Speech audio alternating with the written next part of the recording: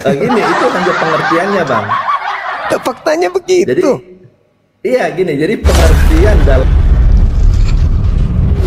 Sahabat-sahabat, dimanapun berada, saya Zulkifli M. Abbas mengharapkan sahabat-sahabat semua untuk kemudian mensubscribe, like, dan juga men-share channel kita ini.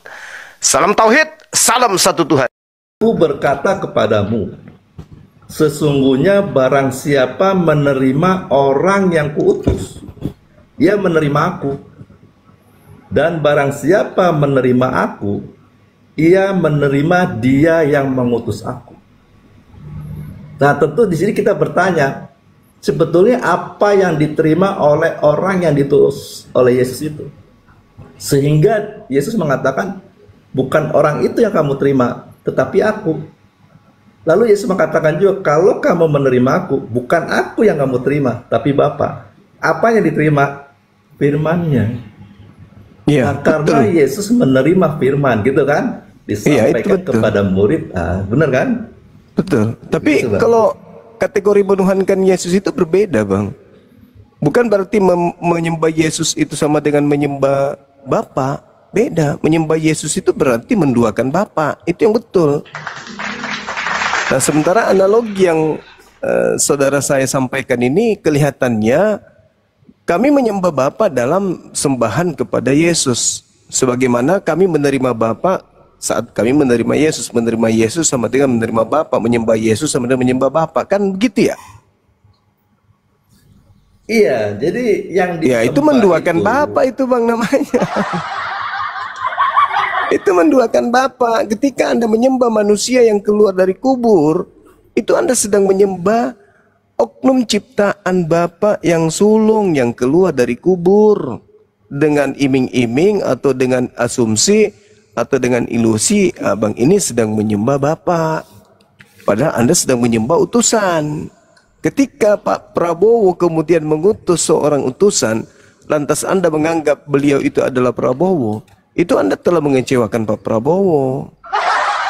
Meskipun dia gitu ya. datang menyampaikan perkataan-perkataan Prabowo. Jadi gini, Bang, analoginya gini.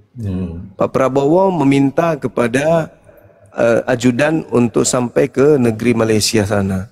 Sampailah di sana, dia mengatakan, aku Pak Prabowo yang ngutus aku. Orang nggak mau peduli. Yang jelas kau adalah Prabowo, EGP. Kau utusan Prabowo kan ya, kau Prabowo.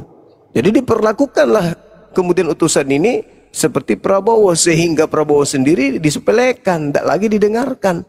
Utusan Prabowo-nya yang dianggap sebagai Prabowo.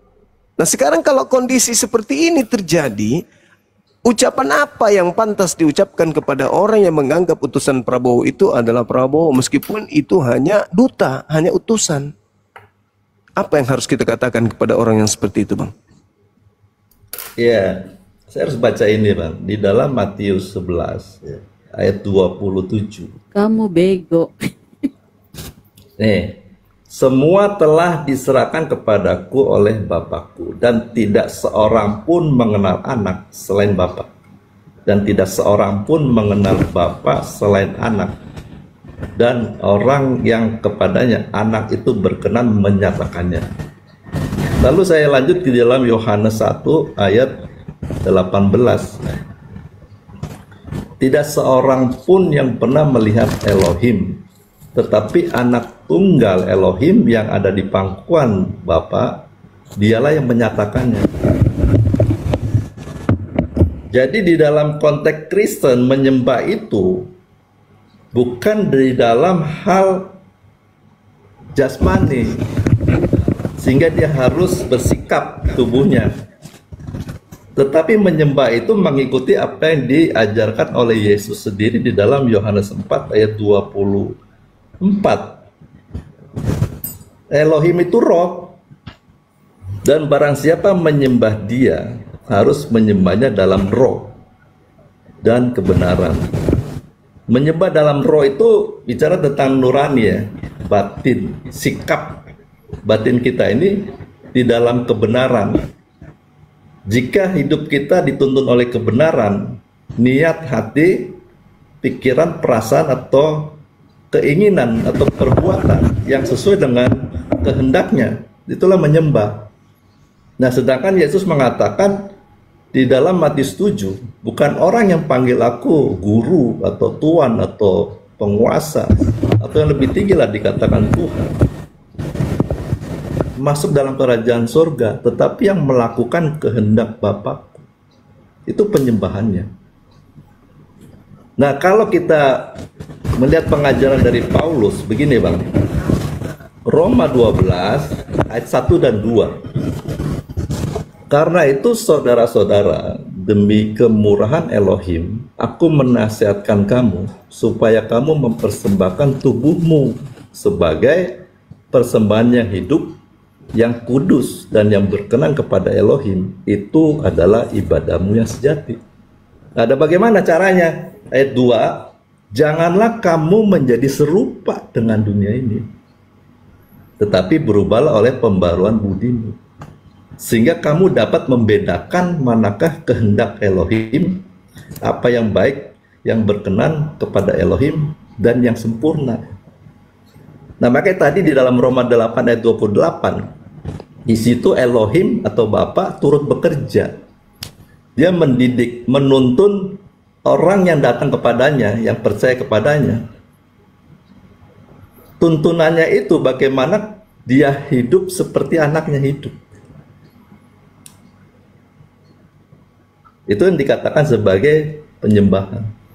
Jadi penyembahan di dalam kekristenan itu proskuneo, itu bukan dalam sikap badan, tetapi memberi nilai tinggi. Yang diberi nilai tinggi itu firman itu sendiri. Matius 4 ayat 4 mengatakan begini, Yesus, manusia hidup bukan hanya dari roti saja, tapi dia setiap firman yang keluar dari mulut Elohim. Jadi bicara hidup itu kita harus menerima firman.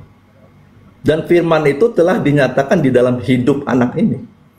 Karena di dalam Lukas 2 ayat 52, Yesus makin bertambah besar dan bertambah hikmatnya dan besarnya, dan makin dikasih oleh Elohim dan manusia. Ya.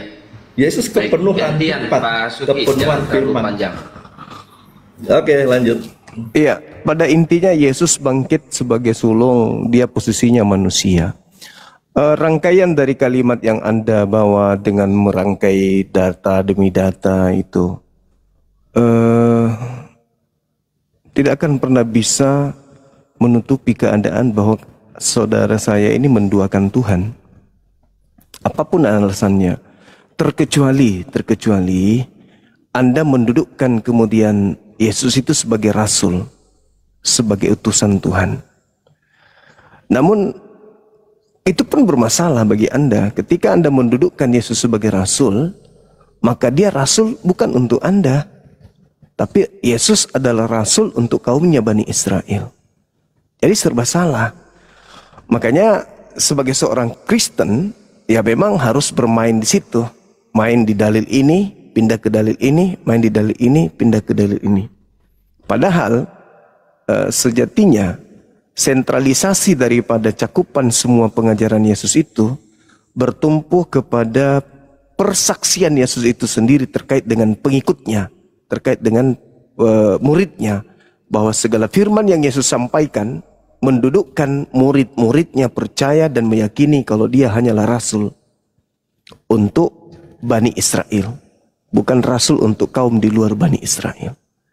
Nah, tadi ada hal yang menarik ketika Anda mengatakan Yesus itu manusia, dan salah ketika kemudian Yesus itu dituhankan, karena yang dituhankan, yang diibadahi itu katanya Bapa. Tapi pada prakteknya hampir seluruh gereja itu mendudukkan Yesus itu sehakikat dengan Bapa itu sendiri. Dengan kata lain, menduakan Bapa. Padahal Yesus menekankan hidup kekal itu adalah mereka mengenal apa itu?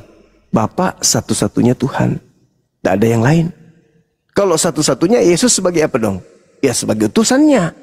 Jangan diselevelkan, jangan disetarakan, jangan disehakikatkan, jangan dipribadikan sama seperti dengan Bapa. Karena kapan Yesus masuk juga di situ berarti gugur satu-satunya, harus menjadi dua-duanya. Nah, pada saat Yesus mengatakan mengenal engkau satu-satunya Tuhan, Yesus mau dikenal sebagai apa? Ya sebagai utusan. Sudah, berarti Yesus tidak boleh kemudian dia dihakikatkan, disetarakan dengan Bapa. Yesus hanya utusan, titik. Tapi itu ajaran Yesus untuk kaumnya, bukan untuk Kristen. Kalau Kristen lain lagi. Silakan.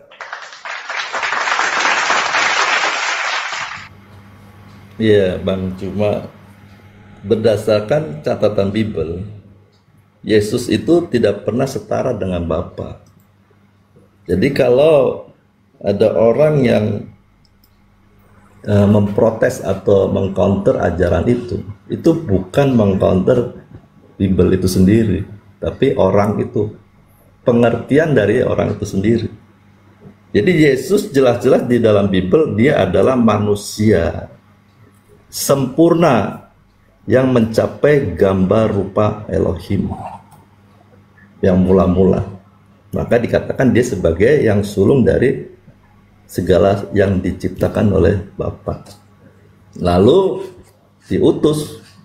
Nah, karena di dalam Matius 17 ayat 5, ini anak yang kukasihi, dengarkanlah dia. Jadi tidak ada yang lain kecuali mendengarkan dari anak ini. Nah, perihal dengan Yohanes 17 ayat 3, Bang, saya akan menjelaskan apa arti kata mengenal sehingga orang memperoleh hidup kekal. Di sini, Bang, saya awali dari membaca Hosea dulu. Sebetulnya apa yang membuat orang itu hidup? Hosea 4 ayat 6. Di sini kita tahu bahwa mereka itu umat Israel adalah umat pilihannya. Ya, makanya umat Israel itu bangsa Israel yang teokrasi, dipimpin langsung oleh pencipta langit bumi dan pencipta manusia. Orang yang di luar itu, dia tidak memiliki hukum dan tidak masuk dalam hitungan umatnya. Apa yang dikatakan oleh Tuhan? Umatku binasa karena tidak mengenal Elohim. Apakah benar mereka tidak mengenal? Sehingga kita bertanya, berarti kata mengenalnya ini bukan pengertian yang ada di dalam Ulangan. Ulangan 6 ayat 4. Dengarlah hai orang Israel, Tuhan itu Elohim kita, Tuhan itu Esa. Mereka mengenal Elohimnya Esa. Mereka beribadah selalu mengumandangkan kalimat Adonai Ehad. Tetapi Tuhan mengatakan umatku binasa. Nah, jawabannya kenapa mereka binasa? Di dalam Hosea 4 ayat 6 ini, jawabannya ada di ayat 1 dan 2. Ayat 1 ini begini. Dengarlah firman Tuhan, hai orang Israel, sebab Tuhan mempunyai perkara dengan penduduk negeri ini. Sebab tidak ada kesetiaan terhadap Tuhan, terhadap apanya? Hukumnya, perjanjiannya, dan tidak ada kasih.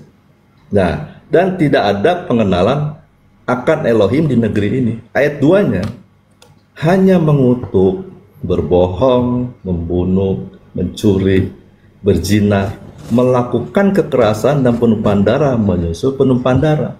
Ayat 2 ini yang menunjukkan mereka tidak mengenal. Sekalipun mereka tahu, mengenal dalam pengertian Tuhan itu Esa. Sebab di dalam Ulangan itu mereka lupa, Ulangan 6 ayat 4, mereka lupa baca ayat 5-nya. Ayat 5-nya itu kasihilah Tuhan Elohimmu dengan segenap hatimu, dengan segenap jiwamu dan dengan segenap kekuatanmu.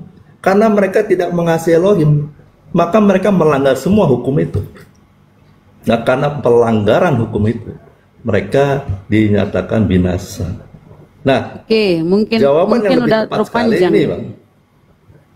Ini terakhir. Masih lanjut, oke. Ya, terakhir satu ayat lagi untuk menyatakan mengenal Elohim bagaimana. Di dalam 1 Yohanes 4 ayat 7 dan 8.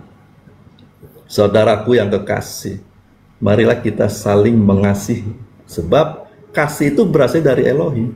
Dan setiap orang yang mengasihi lahir dari Elohim dan mengenal Elohim.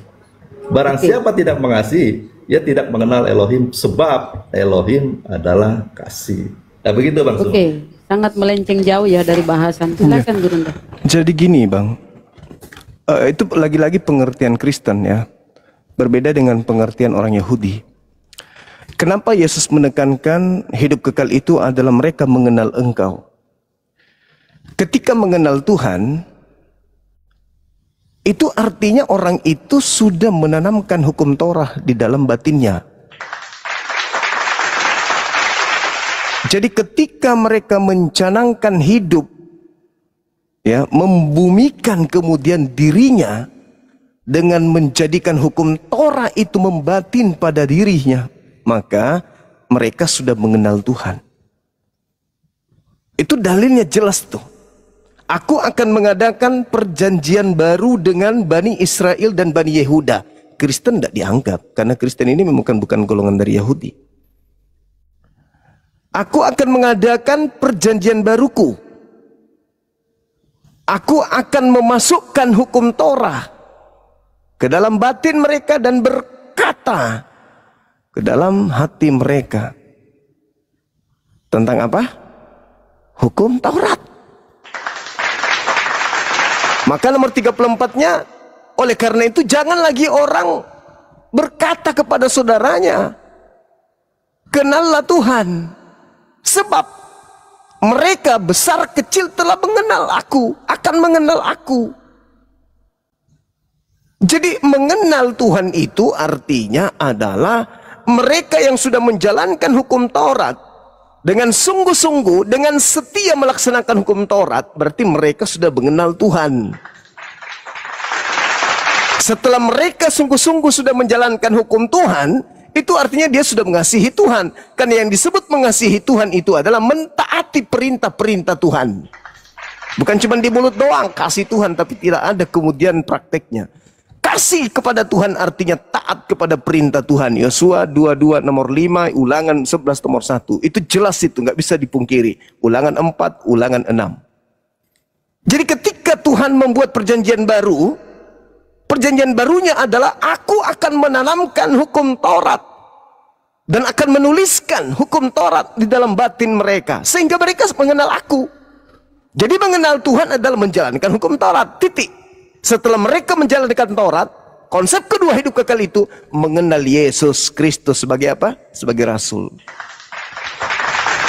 Makanya Yesus mengatakan dalam Matius 19 nomor 16 dan seterusnya. Apa kata Yesus? Ketika ditanya, apa cara kami untuk mendapatkan hidup kekal? Apa kata Yesus? Lakukan segala perintah Bapa. Berarti hukum Taurat. Syarat pertama, hukum Taurat dulu. Tapi Kristen bisa nggak ke situ? Nggak bisa. Kenapa? Karena Kristen tidak ada lagi hukum Taurat. Bagaimana mau mengasihi Tuhan, bagaimana mau mendapatkan hidup kekal, syaratnya pun sudah tak ada. Oh, kami mau hidup kekal. Oh, syarat sudah kau hilangkan lebih dulu. Apa itu? Dengan matinya Kristus, dia telah membatalkan segala hal yang menyebabkan manusia mengasihi Tuhan, yaitu hukum-hukum yang ada dalam Taurat berupa perintah, ketetapan, ketentuan, larangan, dan perintah. Nah, jadi sekali lagi saudara, jadi kalau orang Kristen berbicara mengenai harus diperiksa dulu, harus berhati-hati. Jangan sampai kejebak. Mengasihi Tuhan artinya mentaati Tuhan. Hidup kekal itu adalah mereka mengenal. Ketika dikatakan mereka mengenal, artinya mereka menjalankan hukum Taurat lahir dan batin. Itu mengenal Tuhan. Mengenal Yesus artinya apa? Mentaati segala apa yang Yesus perintahkan. Bukan mengenal, oh ini kakinya 2, oh ini kepalanya, oh ini rambutnya pirang, oh ini ada berotot badan. Bukan. Tapi mengenal adalah menancapkan kemudian perilaku hidup dalam beragama dengan hukum Taurat itu sendiri. Itu yang dikatakan oleh Yesus. Orang Kristen tidak akan pernah bisa mengenal Tuhan. Kenapa? Karena mereka tidak memiliki hukum yang berdasarkan atas hukum Tuhan. Tidak ada nabi yang diutus untuk orang Kristen. Paulus bukan Tuhan yang mengutusnya. Pengakuan sendiri. Nah, sehingga ketika saudara mengatakan Yesus adalah ciptaan yang sulung, Yesus adalah orang manusia yang dibangkitkan sulung, berarti ya kesimpulannya mohon maaf, Apakah dengan kata lain Kristen ini penyembah manusia? Anda mengatakan kami tidak menyembah, lalu kalau kalian tidak menyembah, menyembah siapa? Kami menyembah Bapa. Kalau kalian menyembah Bapa, berarti kalian menjalankan segala hukum-hukum Taurat. Nah, sedangkan Yesus mengatakan Matius 23, nomor 1, nomor 2, nomor 3. Orang-orang Farisi, ahli Taurat sudah duduk kursi Musa. Jangan kau ikuti mereka. Jangan kau ikuti mereka. Dengan kata lain, jangan ikuti Kristen. Kenapa? Kristen itu berbicara mengenai hukum Taurat, tapi mereka tidak mempraktekkan. Mulut Torah. Tapi apa? Omong kosong, bullshit. Begitulah kata Yesus kepada muridnya. Jangan kau ikuti apa yang mereka perbuat. Dengarkan apa yang dikatakan tentang hukum Taurat, tapi jangan kau ikuti perbuatannya. Sebab mereka hanya berkata, tapi teori doang. Itulah Kristen. Kemana-mana menjual Taurat. Taurat. Tapi kami nggak tertipu. Kenapa? Karena perilaku kekristenan justru bertolak belakang dengan hukum Taurat. Dengan kata lain, Kristen berdasarkan Yeremia 31 sampai 31 sampai 34, Kristen adalah manusia yang tidak mengenal Tuhan. Silakan. Ya, Bang Zuma. Saya bacakan ini dulu. Keluaran ya. Keluaran 24 ayat 8. Di sini didahului oleh ayat 6, ayat 7, ayat 8. Saya baca ayat 8. Kemudian Musa mengambil darah itu dan menyiramkannya pada bangsa itu, serta berkata, inilah darah perjanjian yang diadakan Tuhan dengan kamu berdasarkan firman ini. Firman yang telah dibacakan itu kan, yang 10 perintah itu. Ya kan? Lalu kita baca di dalam Keluaran 32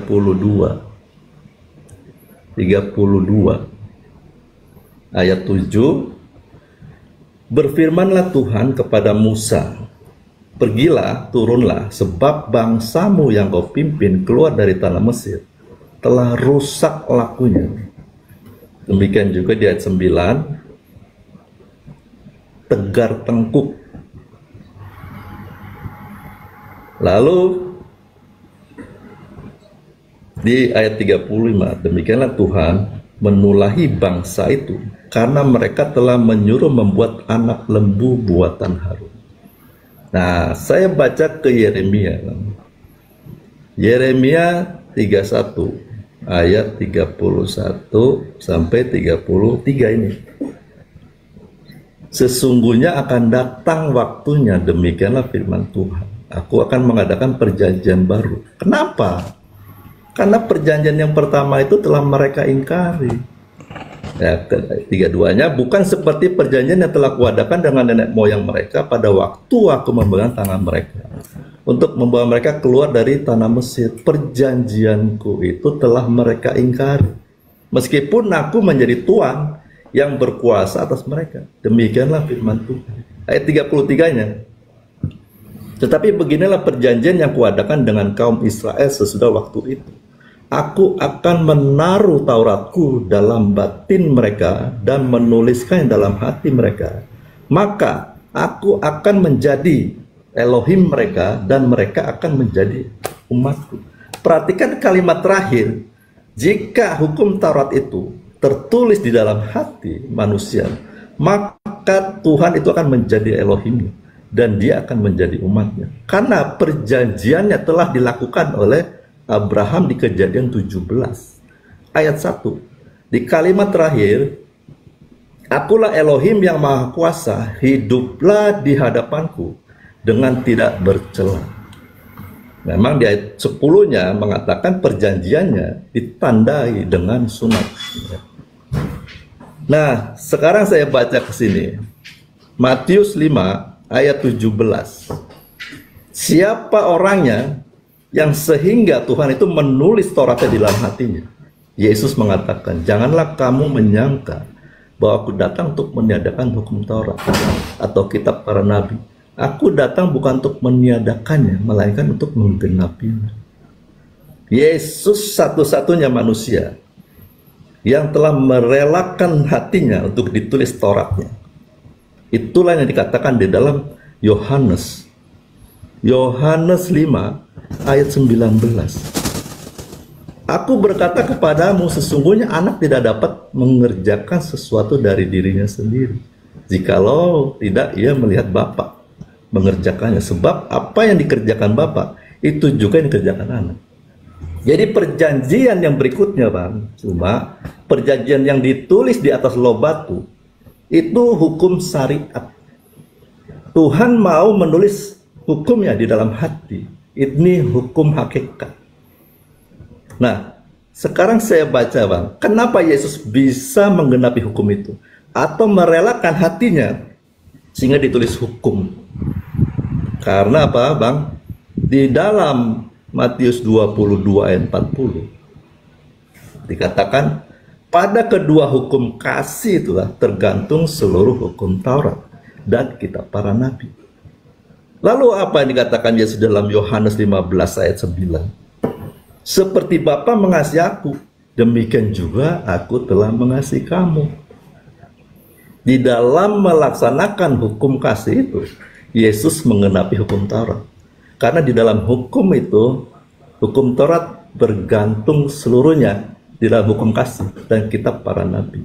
Nah, lalu ayat 10, jikalau kamu menuruti perintahku, kamu akan tinggal di dalam kasihku, seperti aku menuruti perintah Bapakku dan tinggal di dalam kasih.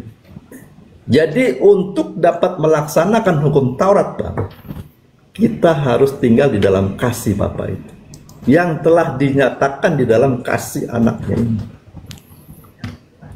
Itulah yang dikatakan bahwa hukum itu berubah, yang tertulis berubah menjadi yang hakikat. Jadi iman bukan menunjuk kepada hukum yang tertulis. Sebab saya baca di dalam 2 Korintus 3 ayat 6. Ialah membuat kami juga sanggup menjadi pelayan-pelayan dari suatu perjanjian baru, yang tidak terdiri dari hukum yang tertulis, tetapi dari roh. Sebab hukum yang tertulis mematikan, tetapi roh menghidupkan. Kalau baca di dalam Galatia 3 ayat 2,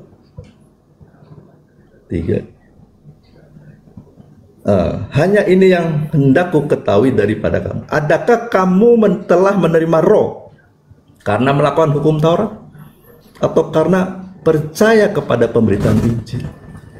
Jadi hanya orang yang percaya kepada hukum yang tertulis dalam hatinya Yesus, itu anaknya, dia akan diberikan roh pendamping. Sebagaimana Yesus, dia mampu melakukan kehendak Bapa karena disertai roh. Roh Bapa itu sendiri tinggal di dalam hati. Baik, kita ditanggapi dulu sama Gurundanya. Lanjut. Iya, lagi-lagi ini penggiringan opini bahwa mengasihi Tuhan itu yang menghapuskan hukum Torah itu. Karena ketika dikatakan menggenapi, ada hal yang disembunyikan oleh Kristen di sana. Apa itu? Meninggalkan hukum Tuhan dengan Yesus menjadi tameng penggenapan. Padahal penggenapan itu adalah melengkapi. Makanya ketika Yesus datang melakukan penggenapan, Yesus memberikan kunci di data Matius 5 yang sama. Nomor 19 dan 20. Apa kata Yesusnya? Itu yang disepelekan oleh saudara kita Kristen. Yesus mengatakan, barang siapa yang meniadakan, itu sudah sangat jelas itu. Tapi ternyata menggenapi itu meniadakan. Ini permainan kata-kata sebenarnya untuk melegalkan agama Kristen ini melakukan kemudian suatu keadaan di mana mereka bisa melakukan amanat agung, menjaring manusia-manusia yang tidak suka dengan perintah Tuhan dengan alasan Yesus telah menggenapi. Kata Yesus, barang siapa yang meniadakan, meskipun yang paling terkecil. Lah sekarang Kristen, apakah kita melihat melakukan hukum Taurat? Pret. Gak ada hukum Taurat yang dilakukan oleh Kristen satupun. Saya bisa jamin itu. Satupun dari hukum Taurat itu tak ada sama sekali dijalankan oleh Kristen. Itu saya yang mengatakan. Dan memang tidak ada haknya orang Kristen melakukan hukum Taurat. Karena hukum Taurat itu bukan milik Kristen. Itu adalah Bani Israel punya hak. Yesus mengatakan, tidak, barang siapa yang meniadakan setitik pun dari hukum Taurat, meskipun yang paling terkecil, dan mengajarkan kepada orang lain, maka dia akan menempati tempat terhina dalam kerajaan langit. Apakah boleh saya mengatakan saya mengasihi anak-anakku? Boleh saya dikatakan mengasihi manusia ketika saya mengajak mereka menjadi Kristen, di mana Kristen adalah agama yang tidak sama sekali menjalankan hukum Taurat? Gimana ceritanya tuh? Aku mengasihi anakku, darah dagingku yang lahir dari aku, dengan cara aku mengajak mereka kemudian meninggalkan hukum Taurat. Itu namanya gila. Itu bukan mengasihi. Yang disebut mengasihi itu, kata Yesus, dan barang siapa yang tidak menghilangkan hukum Taurat dan mengajarkan kepada orang lain untuk melakukan segala perintah yang ada di dalamnya, maka dia akan menempati tempat tertinggi dalam kerajaan surga. Itu baru mengasihi. Ini Kristen dengan matinya Yesus, dia telah membatalkan hukum Taurat beserta segala hukum-hukum ketetapan yang ada di dalamnya. Halilintar. Ini yang dikatakan kasih. Ulangan 11 nomor 1 jelas menerangkan, haruslah engkau mengasihi Tuhan Elohimmu dengan cara apa? Melaksanakan dengan setia segala kewajibanmu terhadap Dia, senantiasa berpegang kepada ketetapan, hukum-hukum, ketentuan, peraturan, dan perintahnya. Sekarang pertanyaannya, apakah Kristen melakukan itu? Tidak. Jadi, mengenal Tuhan itu, Saudara Suki, adalah menjalankan perintah Taurat. Itu mengenal Tuhan. Ketika Anda tidak melakukan Taurat, Anda salah. Anda tidak mengenal Tuhan, Bung. Anda tidak mengenal Tuhan. Anda menuhankan makhluk kuburan. Yang kemudian Anda katakan, oh kami menyembah kepada Tuhannya Yahudi melalui makhluk kuburan ini. No. Kalau Anda menyembah Tuhan pencipta langit dan bumi, ingat kata Yesus. Apa kata Yesus? Jika hidup keberagamaanmu tidak lebih baik dari ahli Taurat, maka engkau tidak akan masuk ke dalam surga. Jadi Kristen tolong berhenti bermimpi. Matius 23 kata Yesus, ahli Taurat, orang Farisi telah menduduki kursi Musa. Dengarkan setiap apa yang mereka ucapkan, tapi jangan kau ikuti pekerjaan mereka. Kenapa bisa, Bang? Karena mereka cuma mampu berteori, jualan obat. Keluaran, Bilangan, Hosea, bisa dia jualan obat, tapi nonsen. Mereka tidak menjalankan hukum Tuhan. Hanya bisa berbicara tentang kitabnya orang, tapi tidak mampu menjelaskan kemudian dalam perilaku keagamaan. Kata Yesus, barang siapa yang tidak meniadakan hukum Taurat meskipun yang paling terkecil, dan mengajarkan kepada orang lain untuk melakukan segala perintah yang ada di dalamnya, maka dia akan menempati tempat tertinggi. Maka Yesus mengatakan di data 20-nya, jika hidup keberagamaanmu tidak lebih baik dari ahli Taurat yang ada sekarang nih, yang cuma mampu berteori, maka kau tidak akan masuk ke dalam surga. Artinya kata Yesus, teori Torah itu yang tertulis harus dipraktekkan dalam kehidupan sehari-hari, baru bisa mendapatkan surga. Jadi kembali kepada yang saya uraikan tadi di awal, Yeremia 31 nomor 31, jangan Anda pelintir. Di situ jelas dikatakan, aku akan mengadakan perjanjian baruku. Apa perjanjian baruku? Torah. Tidak ada Galatia, Filipi, Efesus, enggak ada. Perjanjian baruku adalah Taurat. Aku akan memasukkan hukum Taurat itu ke dalam batin mereka. Ketika mereka sudah membatin dengan Torah, maka disitulah saatnya mereka mengenal aku sebagai Tuhan. Makanya data 34-nya dibaca dong. Oleh karena itu jangan lagi ada orang yang berkata kenallah Tuhan. Sebab besar kecil mereka akan mengenal aku. Kenapa mereka akan mengenal aku? Karena aku telah menanamkan hukum Torah dalam hati mereka. Makanya orang Yahudi itu tidak membuat patung Tuhan, tidak membuat foto Tuhan, tidak membuat karikatur Tuhan. Kenapa?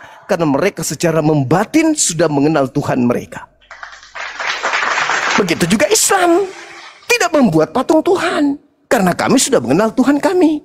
Siapa dia? Huwallahul ladzi la ilaha illahu alimul ghaibi wasyahada huwar rahmanur rahim.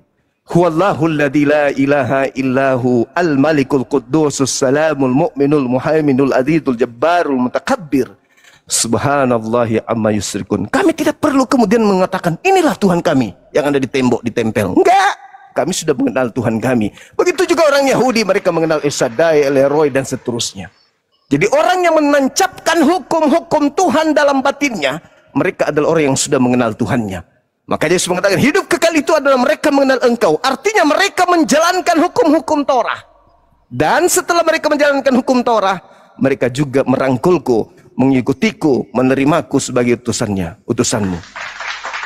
Itu bang. Cuman karena Anda Kristen, sekali lagi ya, mohon maaf, Kristen kan beda polanya. Seperti itu. Ya, silakan.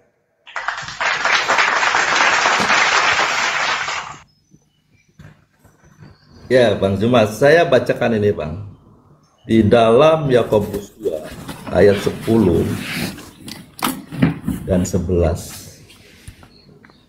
Hukum Taurat yang tertulis di atas loh batu itu punya sifat Bang. Di ayat 10, sebab barang siapa menuruti seluruh hukum itu tetapi mengabaikan satu bagian daripadanya, ia bersalah terhadap seluruhnya. Ayat 11, sebab ia yang mengatakan jangan berzina, ia mengatakan juga jangan membunuh. Jadi jika kamu tidak berzina tetapi membunuh, maka kamu menjadi pelanggar hukum. Jadi hukum Taurat yang 10 hukum saja sulit dilaksanakan, apalagi dikembangkan menjadi 613. Lalu saya bacakan ke dalam Roma Bang. Roma 3 ayat 31. Jika demikian, adakah kami membatalkan hukum Taurat? Karena iman, sama sekali tidak. Orang yang beriman kepada Yesus tidak membatalkan hukum Taurat. Malah sebaliknya, kami meneguhkannya. Jadi kalau teman-teman hanya membaca Efesus 2 ayat 15, sebenarnya di sana menunjuk kepada Matius. Matius 20, Lukas saja ya, Lukas 22 ayat 20. Cawan ini adalah perjanjian baru oleh darahku yang ditumpahkan bagi kamu. Ini menunjuk perjanjian baru yang ditulis dalam Yeremia 31 ayat 33 Bang. Yesuslah hatinya yang ditulis Bang, karena dia menggenapi hukum itu. Sehingga saya baca di dalam Lukasnya dulu Bang. Lukas 16 ayat 16. Hukum Taurat dan kitab para nabi berlaku sampai zaman Yohanes. Nah, sehingga lanjutnya, sejak waktu itu kerajaan Elohim diberitakan. Jadi kerajaan Elohim telah datang, yaitu melalui anak ini. Siapa kerajaan Elohim itu? Ya, firman itu yang ada di dalam diri Yesus ini. Nah, sehingga kita harus paham bahwa hukum yang tertulis itu dibatalkan karena dia punya sifat sekali melanggar, dia melanggar seluruhnya. Nah, sedangkan hukum yang ditulis dalam hati Bang, begini, di dalam hukum Taurat, jika salah satu orang Yahudi berdosa melakukan pelanggaran, jika dia mau tetap hidup, tidak dihukum mati berdasarkan Yesaya 18 ayat 20, dia harus membawa hewan yang tidak bercacat, tidak bercela, dikorbankan, diberikan kepada imam, lalu imam memberikan kepada Bapa di surga, sehingga terjadilah hubungan kembali kepada orang itu. Nah, setelah hukum ditulis dalam hatinya Yesus, sekarang Yesus menjadi pengantara anak domba itu Bang. Yohanes 1 ayat 29, Yohanes mengatakan, Yohanes Pembaptis, lihatlah anak domba Elohim yang menghapus dosa dunia. Jadi sekarang kalau percaya kepada iman kepada Yesus Bang, dia berdosa, dia tinggal datang kepada Yesus minta ampun. Itu sama seperti zaman perjanjian lama, orang Israel kalau dia berdosa dia harus bawa hewan. Itulah pengantaran Yesus kepada Bapa. Dan satu-satunya, kalau dibacakan di Yohanes 1 2 ayat 1 dan 2, anak-anakku, hal-hal ini kutuliskan kepada kamu supaya kamu jangan berbuat dosa. Namun jika seorang berbuat dosa, Kita mempunyai seorang pengantara pada Bapa, yaitu Yesus Kristus yang adil. Dan Ia adalah pendamaian untuk segala dosa kita, dan bukan untuk dosa kita saja, tetapi juga untuk dosa seluruh dunia. Nah, lanjut, kalau bicara tentang tadi Matius 5 ayat 19 20, di sini kan katakan ayat 20-nya ya. Maka aku berkata kepadamu, jika hidup keagamaanmu tidak lebih benar daripada hidup keagamaan ahli Taurat dan orang Farisi, sesungguhnya kamu tidak akan masuk ke dalam kerajaan surga. Hidup keagamaan ini terjemahan dari dikaiosune, kebenaran yang berhubungan dengan tingkah laku atau perilaku, perbuatan. Jika perbuatan kamu tidak lebih baik daripada perbuatan ahli Taurat, kamu nggak bisa masuk. Nah, itulah menunjuk tadi orang Israel, orang ahli Taurat, dia beribadahnya taat, Bang. Tetapi perbuatannya seperti yang di Hosea sana, Bang. Nah, maka Yesus mengatakan, jika kamu kebenaran tingkah lakumu tidak lebih dari mereka, kamu tidak akan masuk surga. Nah, berkaitan dengan ayat 19, karena itu siapa yang meniadakan salah satu perintah hukum Taurat, sekalipun yang paling kecil, dan mengajarkannya demikian kepada orang lain, ia akan menduduki tempat yang paling rendah di dalam kerajaan surga. Tetapi siapa yang melakukan dan mengajarkan segala perintah hukum Taurat, ia akan menduduki tempat yang paling tinggi. Ini bicara tempat posisi tinggi dan rendah. Karena di situ ada kesempurnaan. Sama seperti ada orang yang bertanya kepada Yesus, Guru, perbuatan baik apa yang harus aku lakukan untuk peroleh hidup?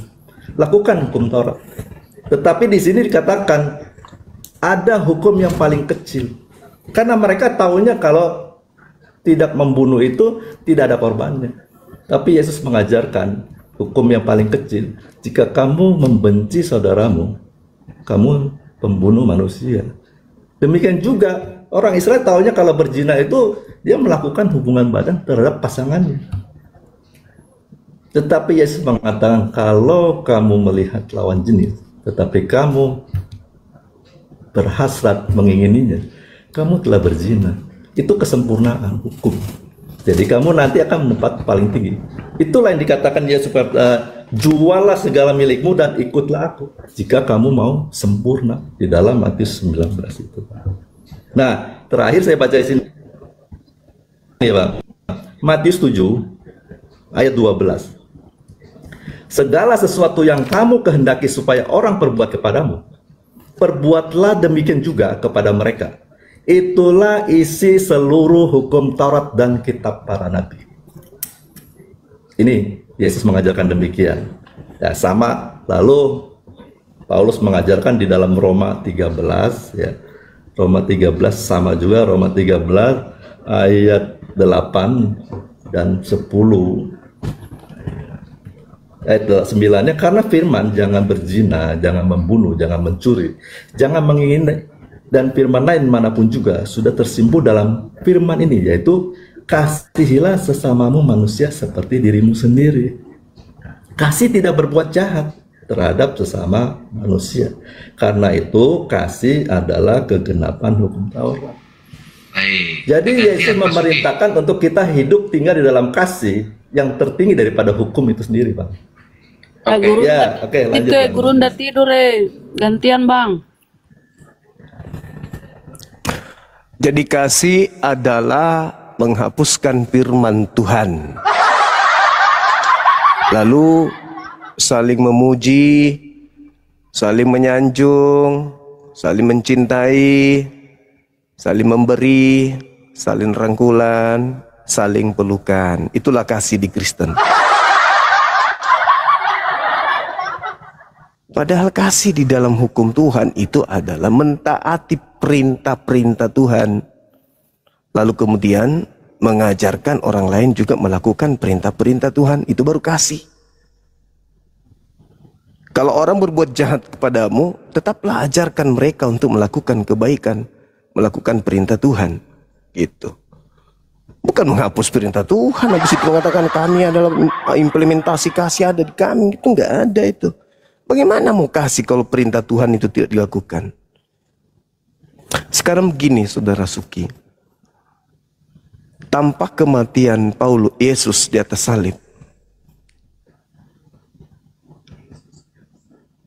apakah dosa bisa dihapuskan oleh Tuhan ketika kita bertobat?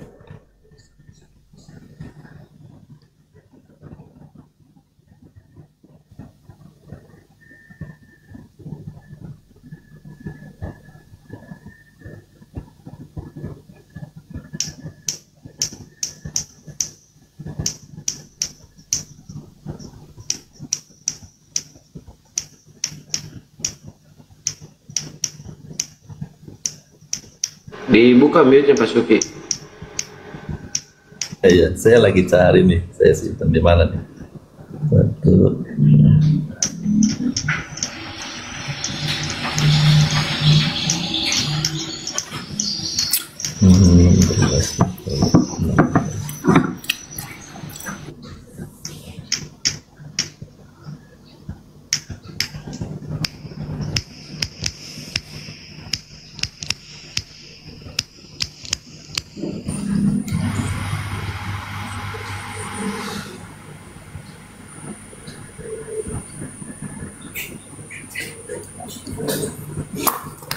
Saya baca ini dulu deh. Saya baca Roma 5 ayat 13 ya.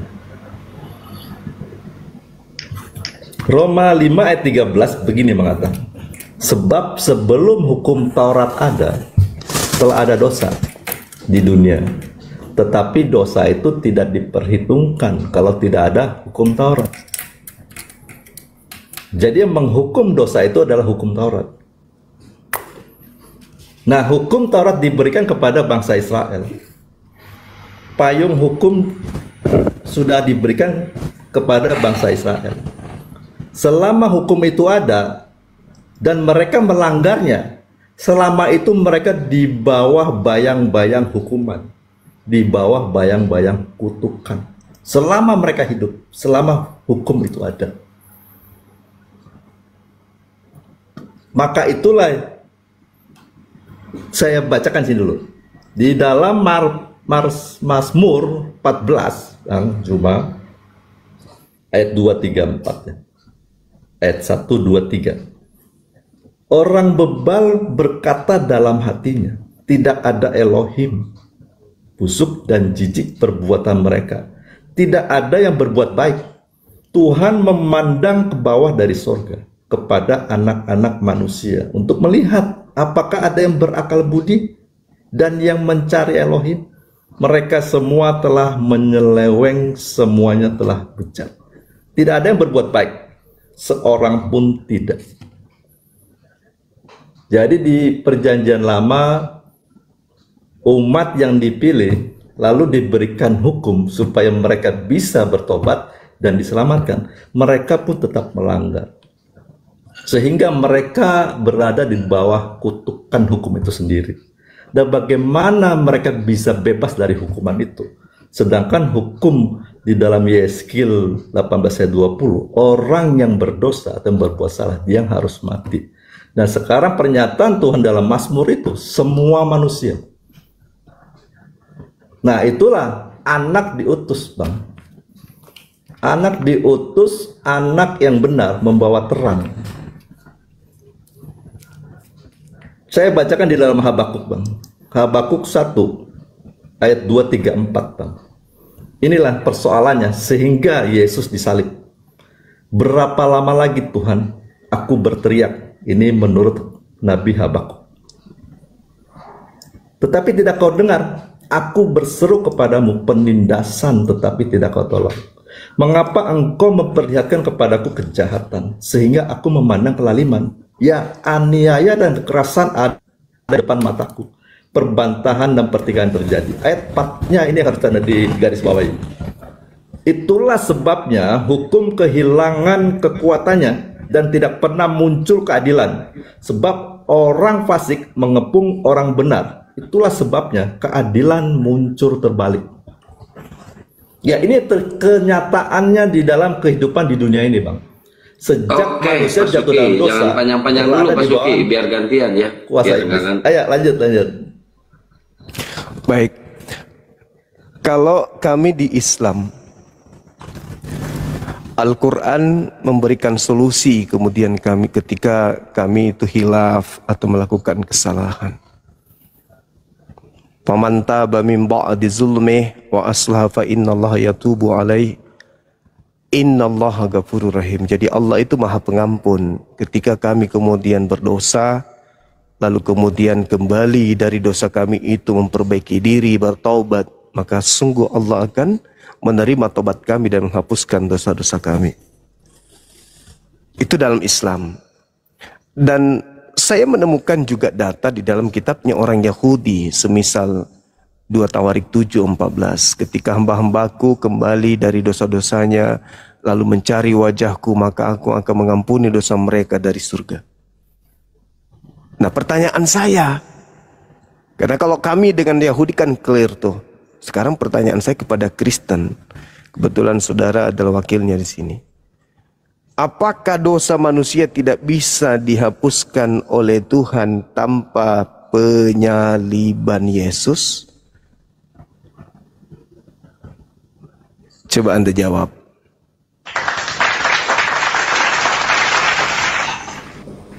Jawabannya tidak bisa. Bermula. Lalu bagaimana dengan dosa-dosa mereka yang dihapuskan seperti yang saya bacakan tadi di dalam kitabnya 2 Tawarik 7:14?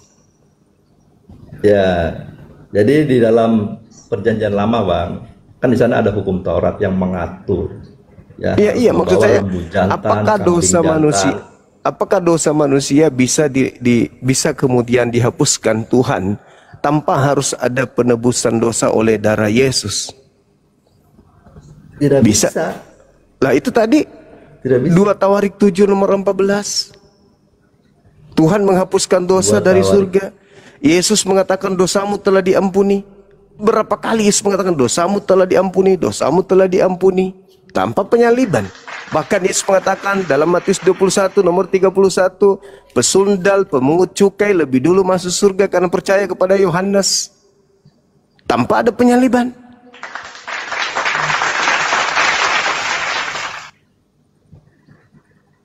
Ya, yang harus diperhatikan ini, Bang, bahwa seluruh manusia itu nanti akan dihakimi menurut perbuatan.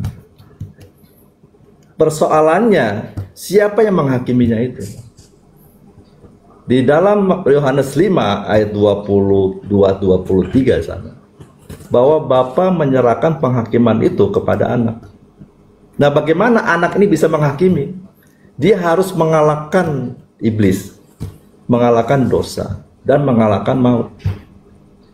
Dosa dia telah kalahkan, iblis telah kalahkan waktu dia diuji, dicobai oleh iblis di Matius 4 atau Lukas 4, sampai pada akhirnya iblis itu mundur dan menunggu waktu yang tepat.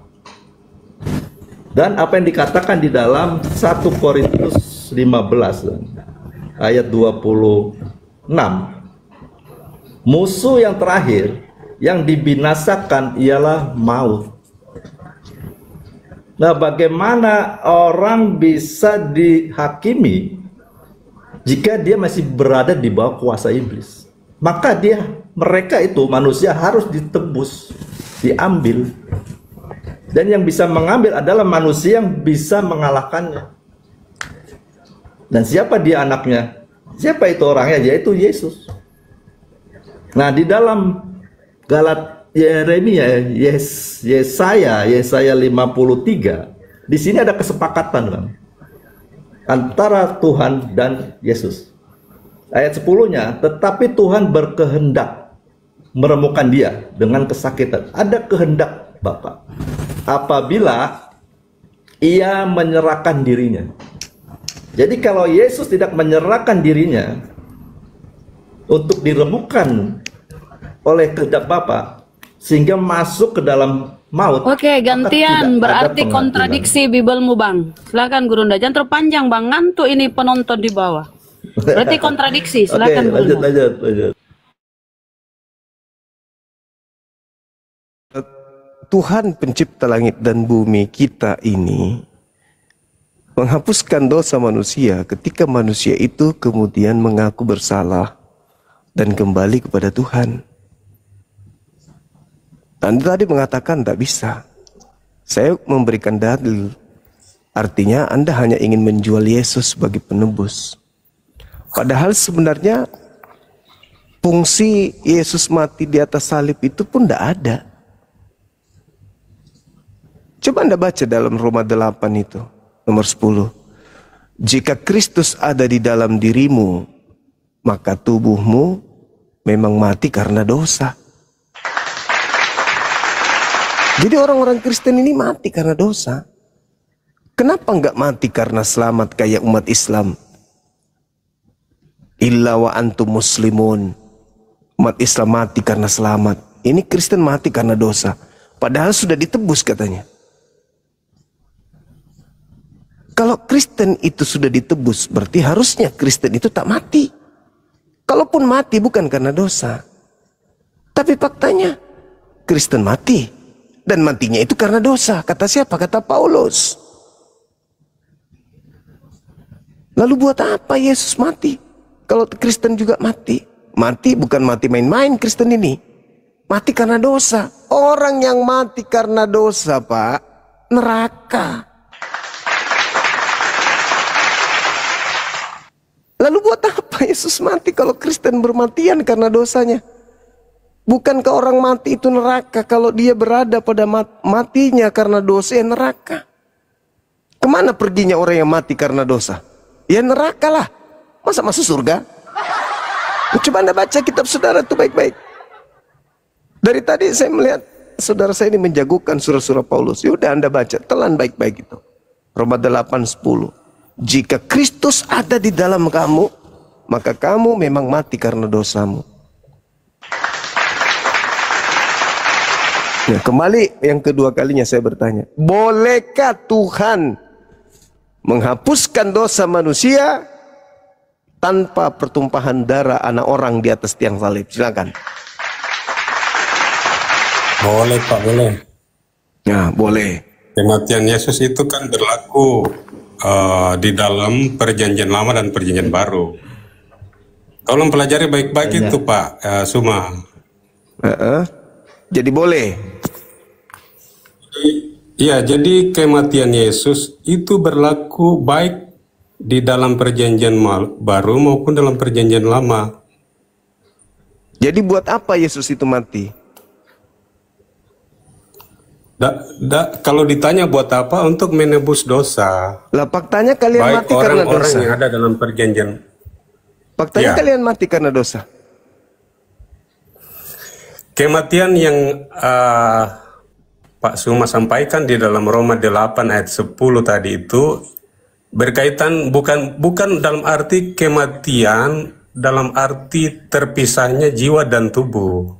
Lah, tapi itu, Pak, berkaitan dengan kematian mematikan keinginan-keinginan dosa. Wah, beda ya, beda dengan mati. Baca nomor 11-nya, Pak. Maksudnya salah bagaimana? Iya, itu berbicara mengenai kematian, berpisahnya jasad dan ruh. Coba Anda baca tuh. Coba dibaca nomor 11-nya.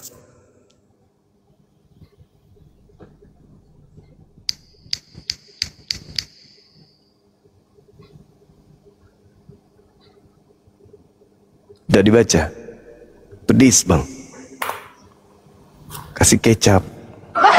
Saya baca ya. Nah, dia baca cuma satu perangkat itu Gerunda. Jadi nyelem. Lanjut. Bang Zuma, saya baca nih Roma 8 ayat 10. Tetapi jika Kristus ada di dalam kamu, maka tubuh memang mati karena dosa, tetapi roh adalah kehidupan. Ya memang kebenaran. Jadi ya, memang maksudnya gini. Memang roh itu kehidupan. Siapa bilang kematian? Roh begini. Kita nih sekarang manusia nih pasti mati karena dosa. Lalu yang ditebus Yesus apa? Roh.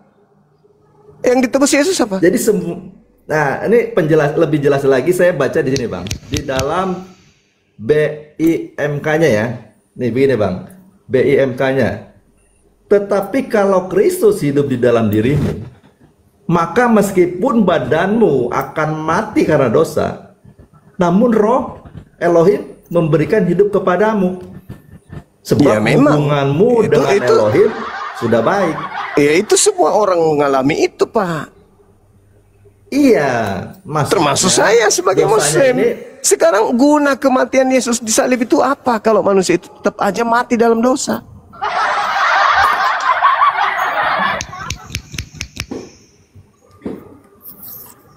Izin menjawab Pak Suma, gini. Lanjut, Bang Ferdinand. Kalau ditanya untuk apa Yesus mati di salib, ya kita seperti yang diajarkan oleh Injil, ya tetap saja untuk penebusan. Kalau ditanya penebusan untuk siapa? Untuk seluruh dunia, bagi mereka, jadi garis bawah bagi mereka yang percaya kepadanya.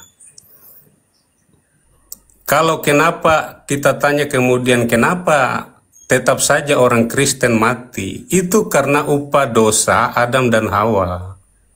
Upah dosa mereka itu tetap berlaku selama keturunan Adam dan Hawa itu ada. Lalu yang ditebus apa? Dosa itu tetap dalam artian kematian yang dilakukan atau yang dialami oleh keturunan Adam dan Hawa. Lalu tetapi yang paling penting di sini bukanlah kematian tubuh dan apa namanya atau daging itu.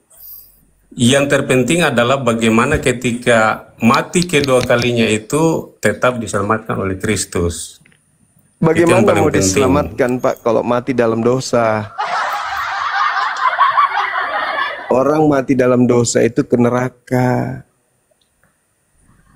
Gak ada ke surga orang mati dalam dosa itu, gak ada.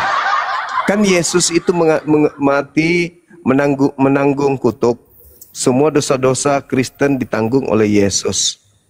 Artinya Kristen tak punya dosa lagi kan? Sama seperti data 2 Yohanes 1 nomor 1 sampai 2 yang dibacakan oleh saudara kita tadi, Bang Suki. Bahkan bukan dosa kita saja tapi dosa dunia. Oke. Tapi faktanya kita mati karena dosa. Lalu apa gunanya Yesus mati di salib?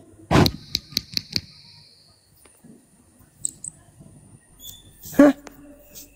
Apa gunanya Yesus mati di salib? Ternyata di kehing ujung kita mati karena dosa kita. Ayo. Hah? Kenapa bisa terjadi begitu? Bang Zuma, saya mau bacakan ini supaya membawa pengertian kita tentang salib ya. Di dalam Efesus 1 ayat 7 mengatakan demikian, Bang. Sebab di dalam Dia dan oleh darahnya kita beroleh penebusan, yaitu pengampunan dosa. Penebusan itu begini, Bang. Adanya substitusi, pergantian posisi. Seharusnya orang yang berdosa itu sedang di bawah hukuman, tetapi mengganti posisi, saya keluar, Yesus masuk. Itu penebusan. Sehingga di dalam Dia, yaitu pengampunan dosa. Waktu orang itu berpindah posisi, dialah diampuni dosanya, diampuni hukumannya. Jadi tidak terhukum lagi, karena Yesus menggantikan posisi. Saya harusnya di bawah hukuman, Yesus menggantikannya, saya keluar. Itu yang terjadi pada Yesus Barabas.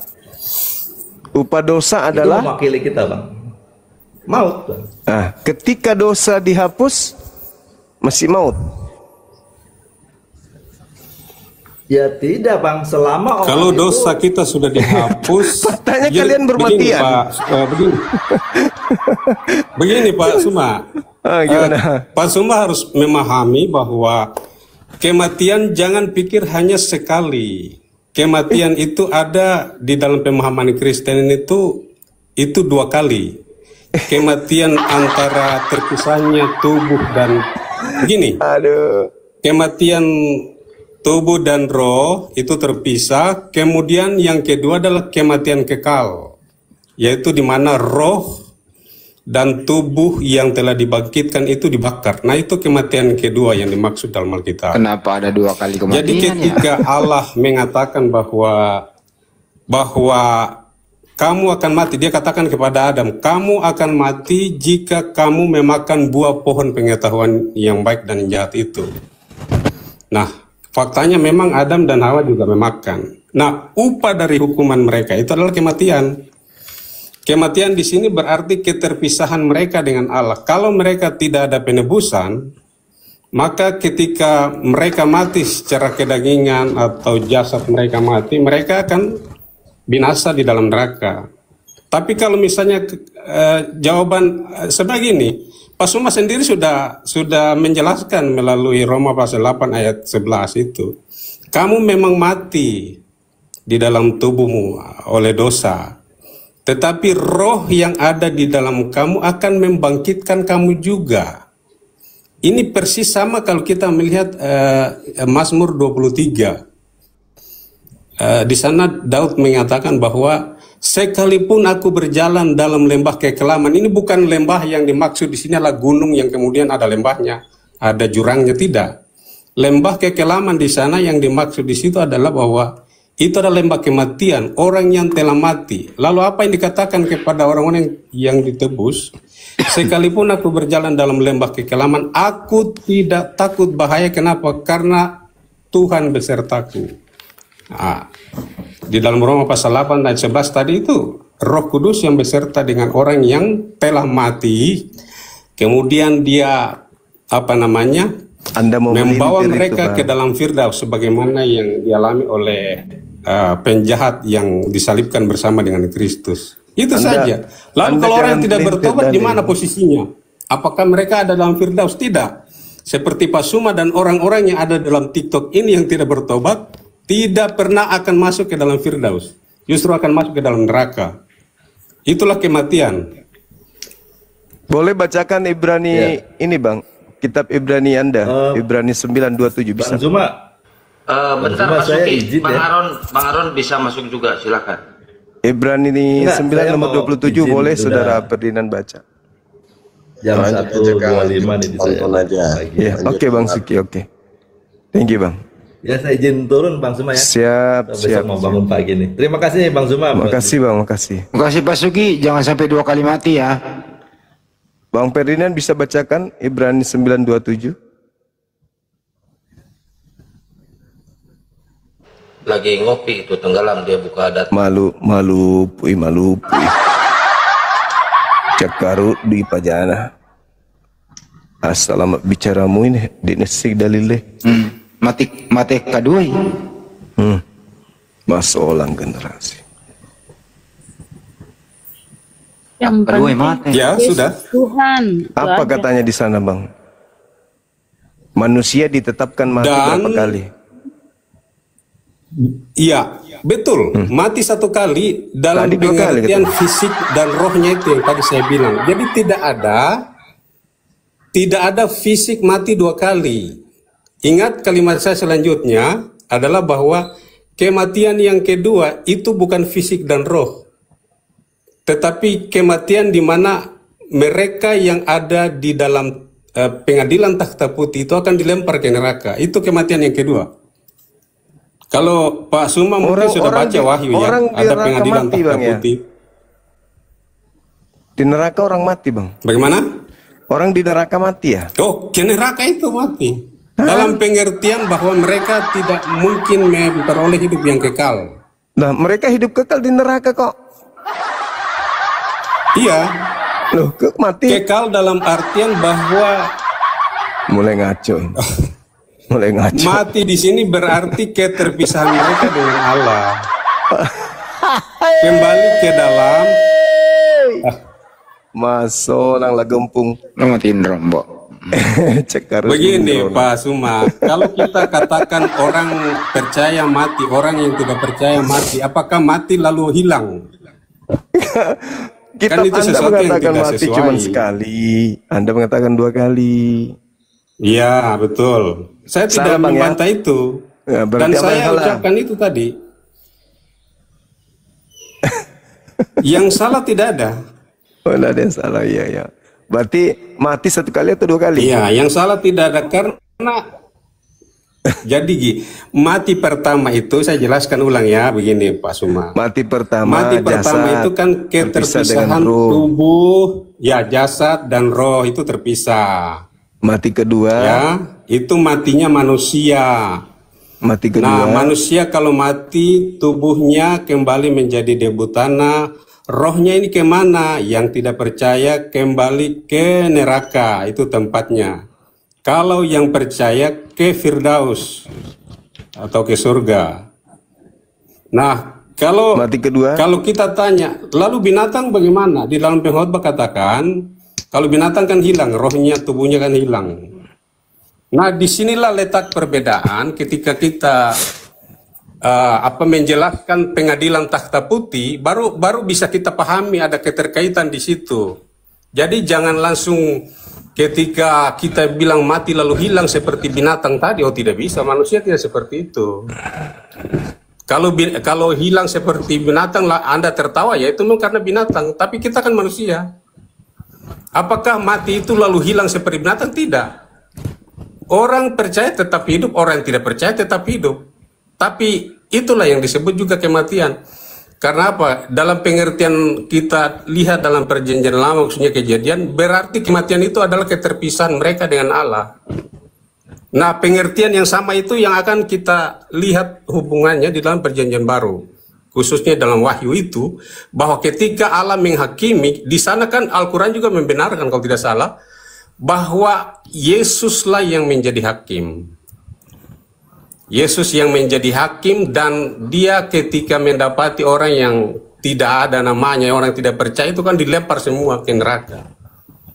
Kematian yang saya mungkin kalau belum jelas, saya jelaskan kembali, itulah yang disebut kematian, keterpisahan mereka dengan Allah selama-lamanya.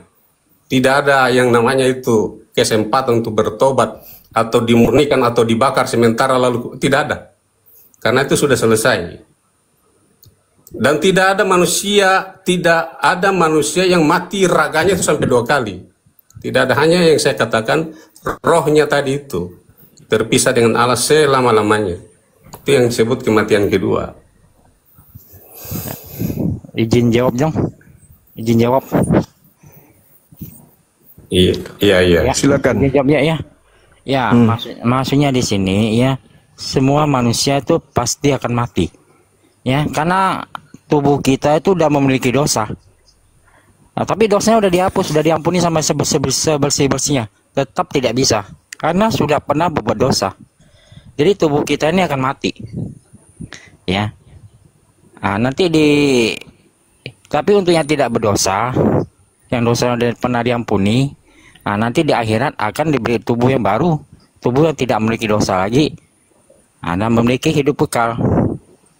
Nah, yang berdosa itu akan dilemparkan ke neraka. Neraka itu artinya kematian kekal, atau the second death, atau kematian kedua.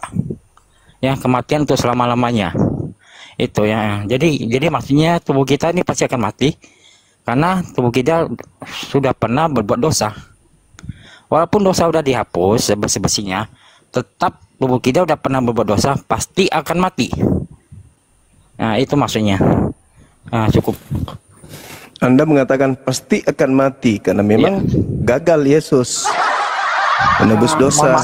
Bukan maunya, karena udah pernah berbuat dosa. Bukan, karena memang pernah berbuat dosa. Bukan. Anak bayi udah itu bahkan ada yang mati di dalam rahim ibunya. Dosa apa yang dia lakukan anak itu sampai dia mati? Kalian gagal membodohi dunia. Gini kalau pesan itu gagal kalian bercerita tentang bayi yang berdosa. Saya bukan gagal, hanya Anda yang kurang paham. Gagal dong. Terus kenapa anak bayi yang belum melakukan dosa mati kalau gitu? Kenapa mereka mati? Bahkan ada yang mati dalam rahim.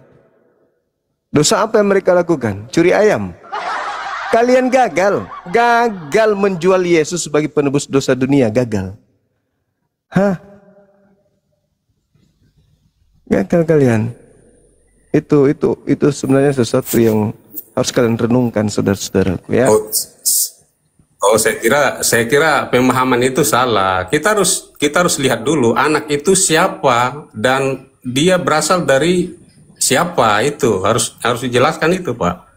Maksudnya? Kalau dia anak ayah dan ibunya, kita harus tanya ayah dan ibunya orang kudus apa orang berdosa? Aduh. Iya. Bagaimana?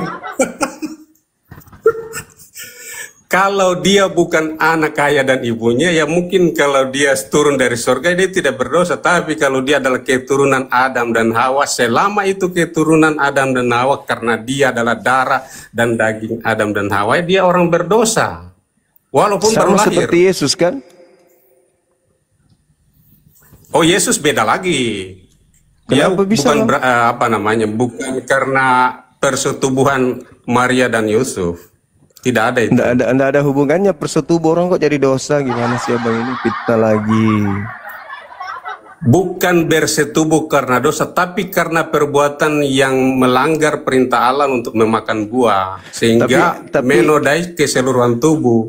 Tapi Anda tahu nggak kalau seluruh manusia yang pernah lahir di atas muka bumi ini, yang paling banyak dosanya itu Yesus?